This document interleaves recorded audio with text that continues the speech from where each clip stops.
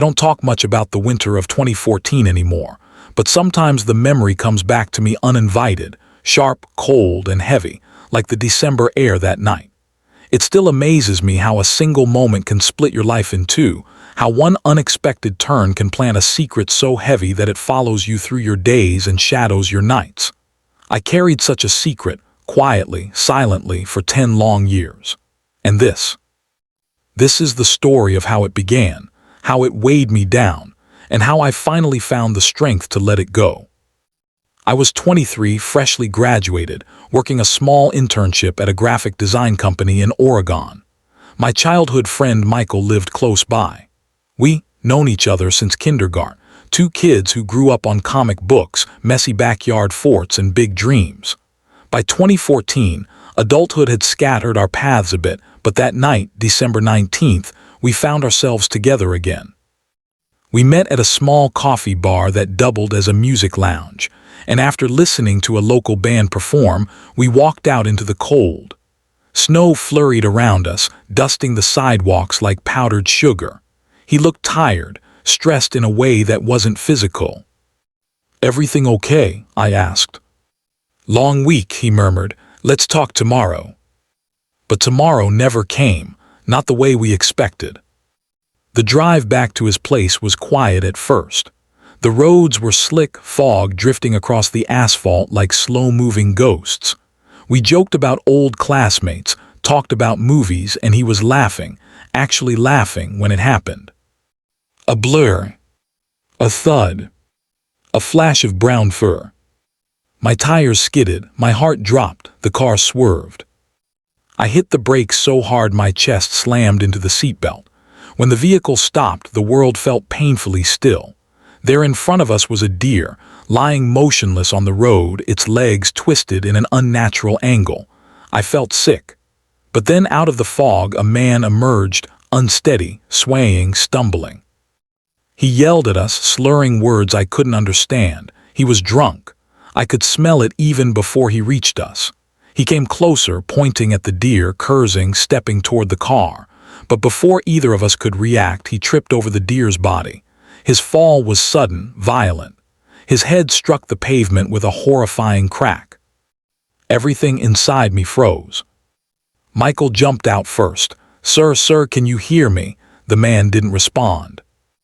I grabbed my phone, my fingers trembling uncontrollably as I dialed 911. Minutes felt like hours until the paramedics arrived. Lights flashed, people shouted, questions swirled around us. It felt like an out-of-body experience.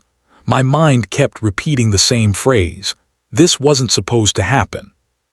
But the worst moment came after the paramedics declared him gone. An officer pulled Michael aside.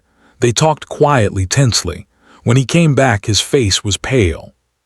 "They're going to ask exactly how he fell," he whispered. "I'll tell them the truth," I said. He shook his head urgently. "Don't. They'll think your car caused it. It'll get messy. Just let them think he tripped over the deer."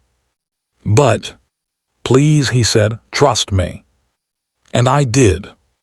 I answered the officers' questions the way Michael suggested. The report later ruled the death an accident caused by the man's intoxication. Legally, I was innocent. Emotionally, I was anything but. My silence became the secret I would carry for 10 years. Not that I killed a man, but that I didn't speak up. That I was too afraid, too shocked, too willing to believe that silence would make everything go away. But silence doesn't erase anything, it buries it. And buried things don't disappear, they rot. The first year after the accident, I had panic attacks whenever I saw a deer crossing sign. I stopped driving at night. Sleep came in short, restless bursts, interrupted by flashes of that man falling, his skull striking the ground, the way the fog seemed to swallow his last breath. By the second year, I was functioning on the surface, working, smiling, laughing when needed. But inside, the guilt had taken on a life of its own. I avoided therapy, avoided deep conversations, avoided anything that might stir the memory. It felt safer to pretend. Year 3 brought more weight, more silence, more fear. Then I met Emma. She was warm in a way that made you feel safe without trying. A soft voice, kind eyes, a laugh that seemed to brighten even the dullest mornings. Falling for her felt effortless, but loving her while hiding the darkest corner of my life felt like carrying sharp glass in my chest. Every time she asked about my past, every time she leaned her head on my shoulder and whispered, "Tell me something no one else knows," I felt the truth rising like a scream I swallowed back down. Years passed. We moved in together, built routines, built a future, but the secret lived between us like an invisible wall. I told myself I'd tell her someday, maybe when we were older, maybe when it wouldn't hurt so much. But secrets don't wait for the right moment. They grow. Year 7, Michael called to tell me he was getting married. I congratulated him, smiling through the phone, but when he mentioned the winter of 2014, just vaguely, just in passing, my stomach twisted violently. I realized then that he hadn't forgotten either. The accident had become a quiet ghost in both of our lives. By year 8, I proposed to Emma. She said yes with tears in her eyes, and I wanted so badly to deserve that joy. But the night after we celebrated, I lay awake staring at the ceiling, wondering what would happen if she ever found out. Still, I said nothing. I told myself I was protecting her. Truthfully, I was protecting myself. By year 10, the lie had eroded so much of me that I felt like a hollow version of who I used to be. The anniversary of the accident arrived on a quiet December evening. Snow fell the same way it had that night, light, slow, peaceful in a way that felt cruel. I sat alone in the living room, staring at nothing when Emma found me. "What's wrong?" she asked.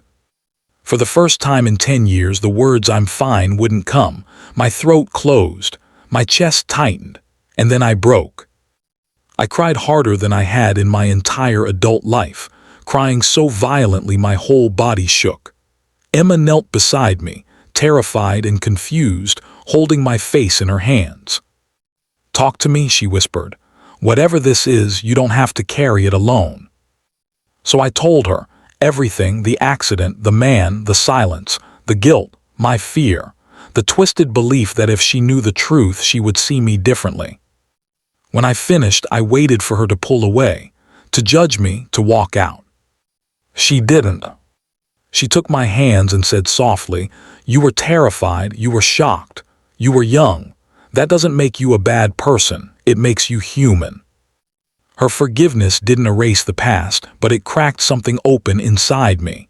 For the first time, the weight felt lighter, just a little.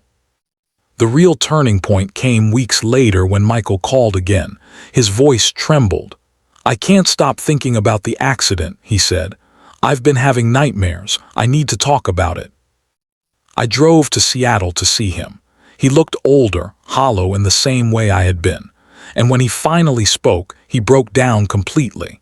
He admitted that he had been haunted too, not by what happened, but by telling me to hide the truth. By the fear that he had pushed me into carrying a guilt that wasn't mine alone. We talked for hours, honestly, painfully, openly, for the first time in a decade. We cried. We forgave each other. And in that moment it hit me. The secret had never belonged to me alone. We had both been drowning in silence. And sharing it didn't make it heavier. It made it bearable. Secrets don't destroy us because they're dark. They destroy us because we carry them alone. Now, years later, I'm not the same person I was back then. I'm married, stable, whole in a way I never thought I could be. The memory of that night still exists, but it no longer defines me. I learned that forgiveness is not about forgetting.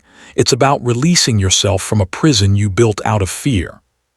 I carried a secret for 10 years. And what finally set me free was not time. Not distance. Not pretending. It was honesty. It was connection. It was allowing myself to be human. And that, more than anything, saved my life.